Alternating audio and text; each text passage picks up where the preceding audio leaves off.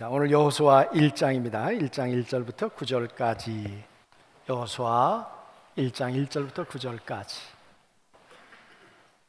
여호와의 종 모세가 죽은 후에 여호와께서 모세의 수종자 눈의 아들 여호와께서 말씀하여 이르시되 내 종 모세가 죽었으니 이제 너는 이 모든 백성과 더불어 일어나 이 요단을 건너 내가 그들 곧 이스라엘 자손에게 주는 그 땅으로 가라.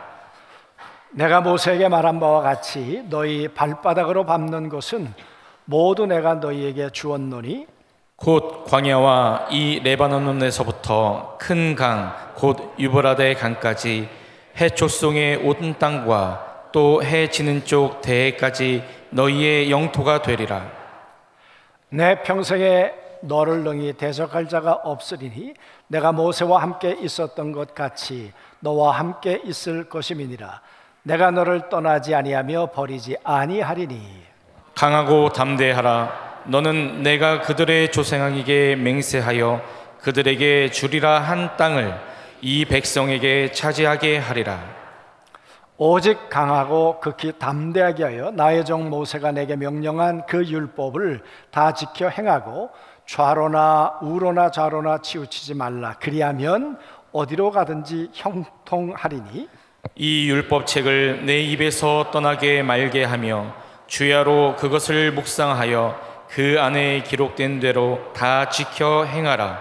그리하면 내 길이 평탄하게 될 것이며 내가 형통하리라. 내가 내게 명령한 것이 아니냐. 강하고 담대하라. 두려워하지 말며 놀라지 말라. 내가 어디로 가든지 내 하나님 여호와가 너와 함께 하느니라 하시니라. 아멘. 요즘 안 그래도 살기 힘든데 나라가 복잡하니까 더 사실은 마음도 몸도 힘든 때가 아닌가 싶습니다. 이럴 때 우리가 어디를 바라보아야 하는가? 지난주 읽은 책이 하나님만 바라보는 시간, 예배는 하나님만 바라보는 시간 그랬는데 이 시간 하나님만 바라보는 그런 예배 되었으면 좋겠습니다. 이 정권이 바뀔 때, 권력이 바뀔 때 보면 늘 이렇게 사건이 많았던 것 같아요. 여러분, 사울이라고 하는 사람이 이스라엘의 초대 왕이지 않았습니까? 그런데 왕이 블레셋과 전쟁하러 나갔다가 아들하고 죽지 않았어요? 아들이 죽고 나니까 당연 다음엔 누가 왕이 돼야 돼? 이런 현실적인 문제에 부딪혔겠죠. 그랬더니 아브넬이라고 하는 이 군대 장관이 있었는데 이 아브넬이 다윗과 약조를 했어요. 그러면서 당신이 왕이 되어야 합니다. 그랬는데 나중에 보니까 이스보셋이라고 하는 사울의 왕으로 세운 거예요. 배신한 거죠. 배반을 한 거죠. 그래서 여러분 7년 동안 이스보셋이 사울을 이어서 10지파의 왕이 되었습니다. 그리고 다윗은 정확하게 말하면 한 지파 반 정도 될 텐데 헤브론에서 왕이 되었습니다. 그러니까 두 나라가 생기게 된 거예요. 왕이 둘이 생기게 된 거예요. 그러니 나라가 얼마나 혼란했을 것이고 백성들은 어느 편에 줄 서야 돼? 이런 고민들을 했을 것입니다. 그러다가 요압에 의해서 아브넬이 이제 살해를 당하죠. 암살을 당하죠.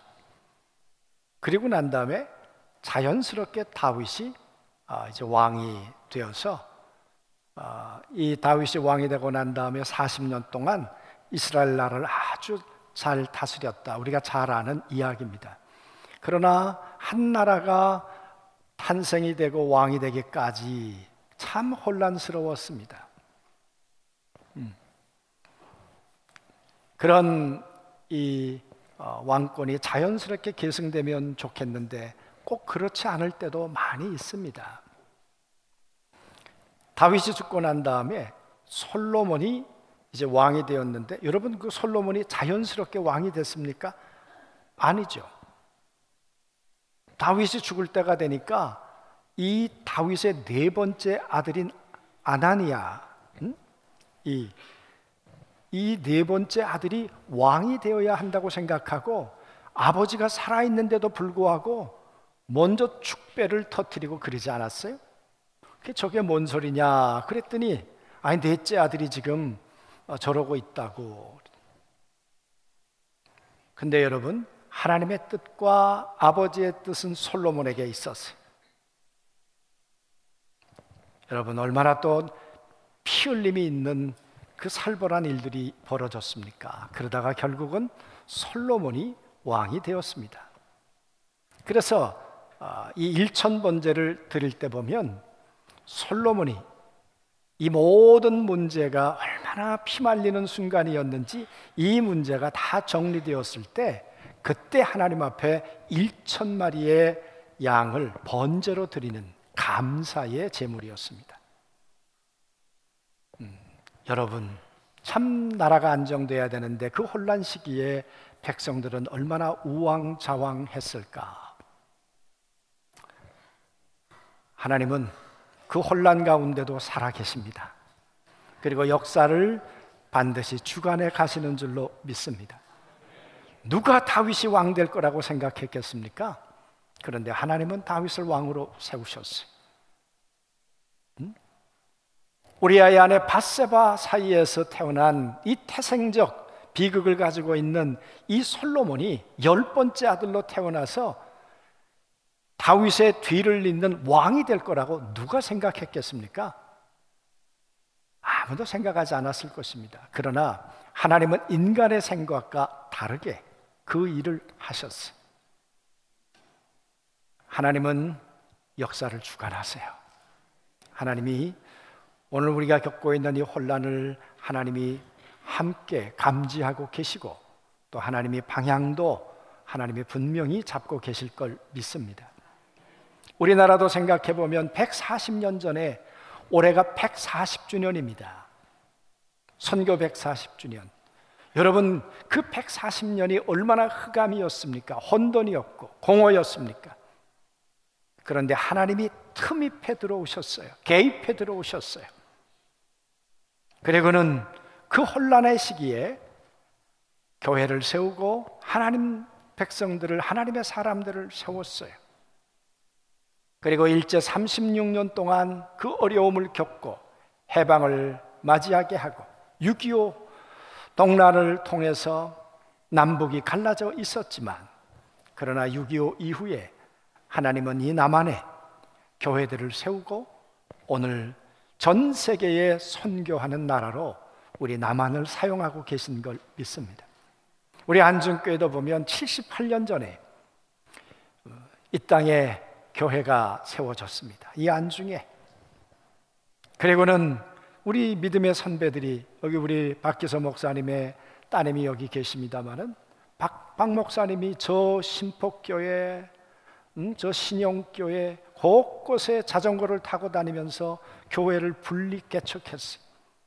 저 토진교회는 목사님이 그때 300만 원이란 돈을 헌금을 해서 세운 교회가 토진교회입니다. 그 토진교회가 30주년인가 됐을 때 갔더니 원금을 주더라고요. 그 이자는 왜 안 주냐 내가. 30년 동안에 이자도 줘야지. 원금 받아가지고 저 김봉철 목사 개척할 때 거기다가 다시 주었습니다. 여러분, 그렇게 해서 18개 교회를 이 주변에 세웠습니다. 7개 해외에 선교센터와 교회를 세웠습니다. 여러분, 하나님께서 안 하시는 것 같지만, 조용히 계시는 것 같지만, 하나님은 지금도 끊임없이 일하고 계시는 걸 믿습니다. 하나님은 하나님이 하시는 일에 사람을 또 세우시죠. 그래서 하나님은 모세를 통해 일하셨다가 이제는 여호수아라는 새로운 인물을 세우시는 것이 여호수아의 이야기입니다. 여호수아가 세워졌다는 이야기는 새 시대가 왔다는 거예요. 새로운 장이 열린다는 거예요. 그런 것처럼 이제 9대는 떠나가고 10대 우리 새로운 목회자가 오실 텐데, 정말 새롭게 전개되는 이 하나님의 역사가 놀랍게 이루어져 가기를 함께 소망합니다. 여러분, 정말 혼란스러워요. 왜? 모세가 죽었거든요. 모세가 어떤 인물입니까? 이스라엘 백성들에게 하나님을 대면해서 만났던 사람이 모세였어요. 우리는 이 여호수아를 보면서도 하나님의 모세에 대해서는 나의 종 모세 이렇게 얘기해요. 여호수아는 모세의 시종 여호수아. 그러니까 하나님이 모세와 여호수아를 대하는 격이 같지 않아요, 여러분. 그랬던 모세가 어느 날 갑자기 죽음을 맞이했다. 얼마나 혼돈이었겠습니까? 그런데 여러분, 하나님이 어떤 분이신가 우리 한번 생각해 보자고요. 하나님은 아무런 대안 없이 모세를 죽게 하시고 여호수아를 어느 날 낙하산처럼 세워 놓으셨을까? 아니죠, 여러분. 하나님이 모세를 세웠던 걸 생각해 보십시오. 레위 한 여자와 레위 한 남자를 만나서 결혼하게 하고 그곳에 모세가 태어나게 했습니다. 그때가 어느 때입니까? 바로가 남자 아기를 낳으면 사내 아이는 2살 미만은 다 죽이라고 했어요. 그런데 히브리서는 이렇게 말합니다. 모세가 믿음으로 태어났다. 아니, 모세가 어머니 뱃속에서부터 할렐루야 믿습니다 그랬겠습니까? 모세 어머니가, 모세 아버지가 믿음이 있었다는 거겠죠. 하나님, 나에게 태기가 있습니다. 이 아기가 아들이어도 나는 믿음으로 나올 것입니다. 그리고 이 아이가 태어나도 하나님이 인도하실 걸 믿습니다. 그렇게 믿음으로 잉태했고 믿음으로 이 아이를 낳았다는 이야기겠죠. 태어났습니다. 아시는 것처럼 바로의 공주 밑에서 40년, 그리고 광야에서 40년, 그 40년을 하나님이 준비하셨습니다. 철두철미하게 준비하셨습니다.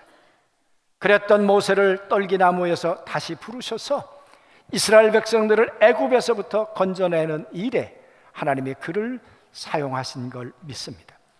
여러분, 하나님은 이스라엘 백성들을 애굽에서 건져내는 일을 위해서 80년 동안을 모세의 출생과 그동안의 과정을 치밀하게 준비하시는 분이 하나님이셨습니다.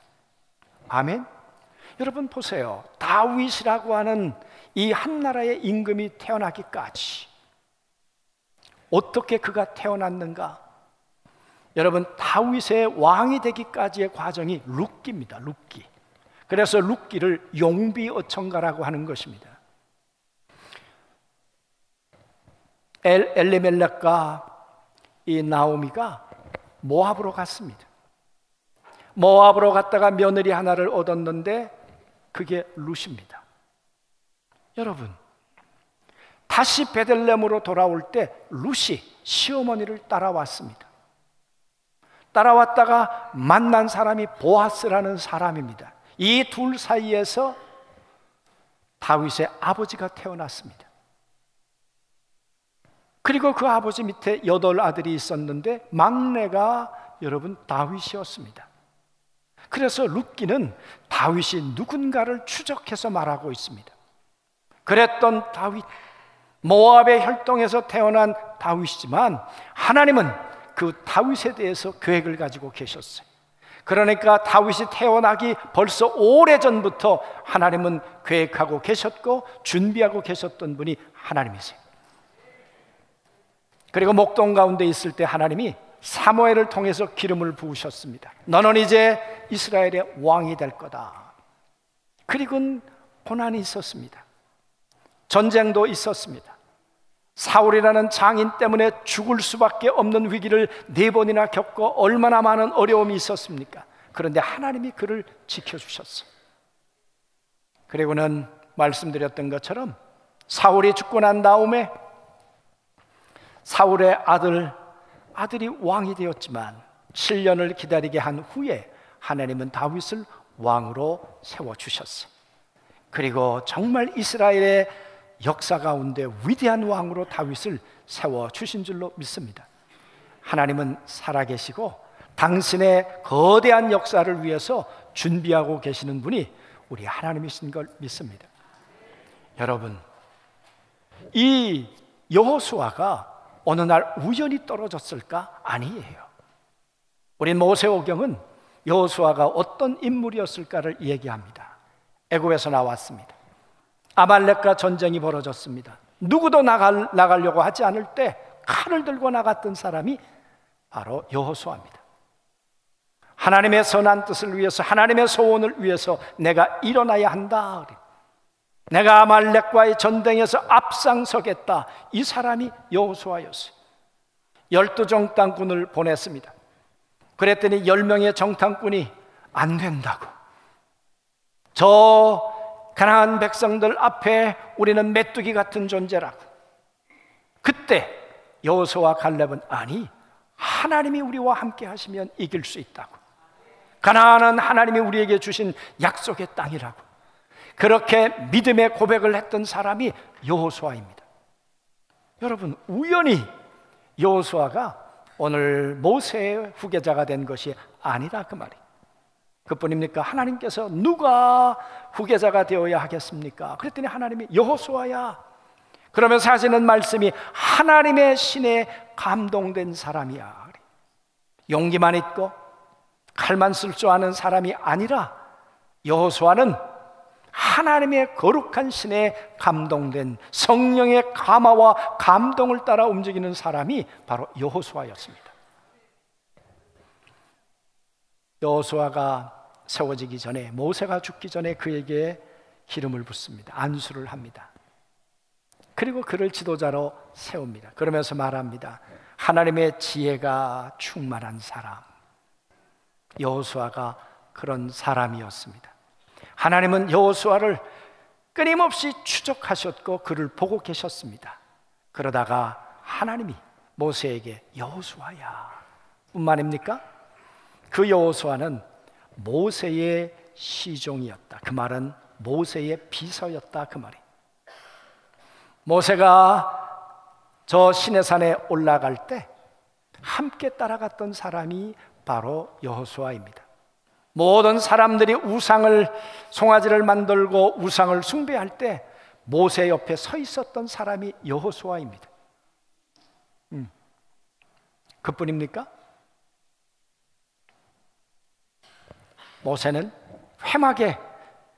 모세가 회막에 들어가서 하나님을 대면하고 있을 때 그 회막 앞에 늘 지키고 있었던 사람이 바로 여호수아입니다.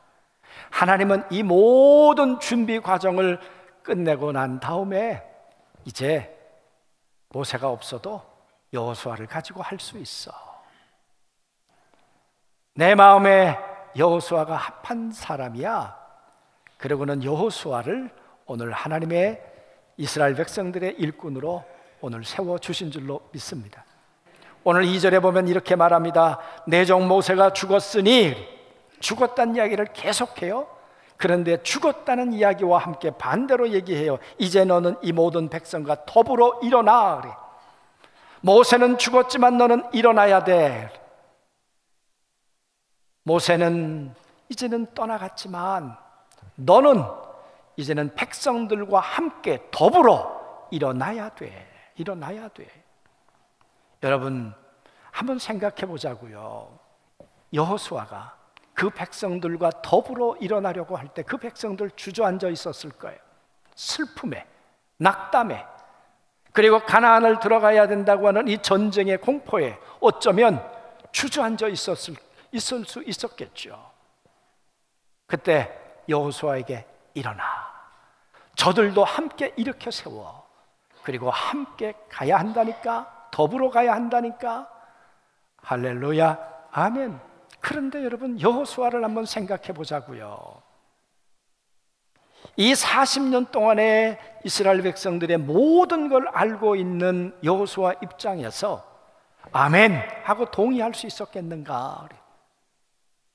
애굽에서 나왔습니다. 홍해바다 앞에 섰습니다. 그들이 하나님께서 이 홍해를 가르실 거야 그렇게 얘기를 했습니까? 아니면 우리를 왜 이곳에 인도하셨습니까? 하나님 앞에 원망하고 절망했습니까? 원망하고 절망했죠. 하나님의 은혜를 까맣게 망각했죠. 그게 이스라엘 백성들이었어요. 홍해를 건너고 난 다음에 미디암과 함께 하나님 앞에 댄싱을 하고 찬양을 했던 사람들이 이스라엘 백성들이에요. 그런데 3일 지나서 마라의 쓴물을 만났을 때 하나님 살아계십니다 그렇게 고백했습니까? 아니면 왜 먹을 물도 없는 이곳으로 우리를 인도하셨습니까? 원망했습니까? 원망했죠. 여러분, 이 사람들이에요. 그뿐입니까? 먹을 게 없다고 불평해요. 만나를 주었더니 고기 달라고 불평해요. 하여튼 사건만 있으면 하나님을 향해서 원망하고 불평했던 사람들, 이 사람들이 오늘 이스라엘 백성들이에요. 한참 믿음의 진군을 해야 될 때 길이 좀 나쁘다고 길로 말미암아 마음이 상한지라, 그리고 하나님을 향해서 불평하다가 불뱀에 물려 죽게 된 사람들이 이 사람들이에요. 그뿐입니까? 고라 자손들이 왜 모세만 지도자냐? 우리도 지도자지. 그래서 여러분, 그 광야에서 그 난리를 치다가 지진이 나서 얼마나 많은 사람들이 또 죽었습니까? 모압에 왔습니다. 곧 가나안에 들어가야 되는데 모압에 있는 우상을 숭배하다가 24,000명이 죽었습니다. 이들입니다. 이들과 함께 이들을 이렇게 세워서 가나안에 들어간다는 게 정말 쉬운 일이었을까요? 모세 마음속에, 그리고 이 있었던 그 부담과 어려움과 고통이 아마 여호수아에게도 있었을 것입니다. 그런데 여호수아는 어떻게 일어났는가 그 말이. 어떻게? 여러분, 모세와 이 여호수아의 두 손에 무엇이 들려 있는지 아십니까? 여호수아가 끝나는 24장에 보면 요셉의 유고를 가나안에 안장하면서 여호수아가 끝이 납니다. 그 말은 요셉이 애굽에서 죽습니다. 죽을 때 뭐라고 말합니까? 나는 여기서 죽을 것이나 하나님이 반드시 이곳에 오셔서 우리를 인도해내실 것이다. 그때 내 유고를 메고 이 애굽을 떠나 가나안에 들어가 나를 안장해 달라. 여러분, 모세가 그 유고를 붙들고 있었습니다.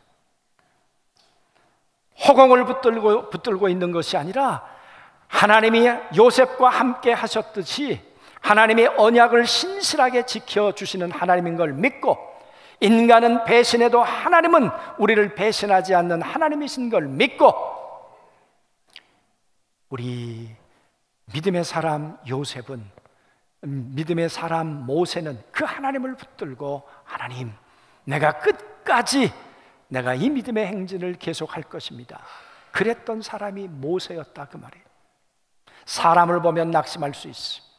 환경을 보면 주저앉을 수 있어요. 그러나 신실하신 하나님, 요셉을 애굽에서 총리로 만드신 그 하나님, 그 전능하신 하나님이 언약하시고 언약을 이루신 신실한 하나님을 믿는 까닭에 그 전능하신 하나님이 반드시 광야 40년을 걷게 하신다는 것을 믿고 함께 동행해 주신다는 것을 믿고 걸었던 사람이 모세라고 믿습니다. 여러분, 그 모세의 믿음이 여호수아에게 요셉의 유고를 통해 전달된 것입니다. 요셉은, 아니 이 여호수아는 이제 여리고라는 이 난공불락의 이 성을 떠나서 이제 가나안을 점령해 들어가야 합니다. 33번이라고 하는 치열한 전쟁을 치루어야 합니다. 여러분, 이 백성들과 함께 일어나 하다가 돌아서는 사람이 한둘이었겠습니까? 아이성 전투에서처럼 아간처럼 또 사고를 치는 사람은 없었겠습니까? 사람이 감사하기도 하지만 사람이 얼마나 두렵기도 하겠습니까? 무섭기도 했겠습니까? 그래서 여호수아는 오늘 하나님을 바라보고 그는 일어나 그 백성들을 일으켜 세우고 함께 가자고 이들을 하나님의 역사 앞에 세워주신 줄로 믿습니다. 사랑하는 성도 여러분, 우린 이 말씀을 보면서 하나님은 거대한 하나님의 이 서사를 하나님은 계획하시고 그거를 사람을 통해 오래전부터 준비하시고 때가 차면 그 일을 행하시는 분이 하나님이신 걸 믿습니다. 때로는 모세도 사용하셨다가 이제는 여호수아도 사용하셨다가 사사들도 사용하시면서 하나님의 계획은 차질이 일어나지 않도록 하나님께서는 광야를 넘어 가나안까지 하나님의 진구는 계속될 줄로 믿습니다. 그래서 해야 될 일이 있다면 지난주에도 말씀드렸지만 모세는 잘 죽어야 하고 여호수아는 잘 살아야 합니다. 모세는 소리 없이 죽어야 하고 여호수아는 소리쳐서 일어나라, 더불어 함께 가자, 저 약속을 땅에 함께 가자, 그렇게 외쳐야 할 사람은 여호수아라고 믿습니다. 아멘. 지난주에 말씀드렸던 것처럼 저는 잘 죽을 수 있도록 기도해 주시고 10대 목사, 20대 목사는 여호수아처럼 여러분과 더불어 함께 일어나 약속의 땅 가나안을 향해 가자, 그렇게 외치고 진군해가는 새 역사가 있으면 좋겠습니다. 여러분, 참 감사한 것은 우리 안중교회가 10대 목회자를 맞이합니다마는 목회자가 바뀔 때마다 갈등이 일어난 일이 없었습니다. 너무 감사하죠. 그리고 8대 목사인 유동영 목사님, 처음으로 말씀드리지만 한 번도 저를 불편하게 하신 적이 없습니다. 왜 듣고 왜 보이는 게 없으셨겠습니까? 보아도 보지 못하신 척, 들어도 듣지 못하신 척 한마디도 하신 적이 없습니다. 저도 그럴 것이고, 그래서 저는 조용히 죽을 것이고 오직 여호수아만 살아나도록 그렇게 하는 일에 저는 밑거름 되기를 원합니다. 사랑하는 성도 여러분, 그래서 교회가 살아야 합니다. 여러분, 저 화양지구가 10월이면 5만 이제 시간을 두고 입주할 것입니다. 안중교회가 진군해야 될 가나안이 참 지경이 넓습니다. 안중교회가 오늘 이 지역에 이 개신교 가운데 뭐 여태까지 역할을 감당했다? 아니, 이미 여러분 저 교회에다가 3,000평인가 2,000평 사가지고 짓는 교회가 있잖아요. 저는 그 교회가 블랙홀이 될 것입니다. 아마. 과연 그때 안중교회는 뭘 할 거냐, 그 말이에요. 이 시대를 읽고 이 지역을 해석하고 안중교회가 해야 될 일이 뭔가를 분별하고 하나님의 이 진군 명령을 함께 듣고 더불어 일어나 약속의 땅을 향해 가야 하는 하나님의 역사가 계속될 줄로 믿는다, 그 말이에요. 너무 감사한 건 지난해 1월 달에도 우리가 탄자니아를 또 필리핀에도 지경을 넓혀 다녀왔습니다. 오늘은 인도네시아 또 우리 33명, 너무 감사한 건 필리핀에 여러분 TD를 한 사람들이 700명이나 된다는 거 아십니까? 우리 안중교회가 가서 700명의 사람들을 이 TD를 통해 세웠는데 그곳에서 합류를 합니다. 이번에는 연합군이 인도네시아 TD를 하는 것입니다. 감사한 일이죠. 이런 지경이 날마다 넓혀지는 놀라운 역사가 있게 될 줄로 믿습니다. 그래서 오늘 인도네시아 팀들이 갔다가 돌아올 때까지 함께 기도해 주시고 함께 격려해 주시기를 다시 한번 부탁을 드리겠습니다. 아멘.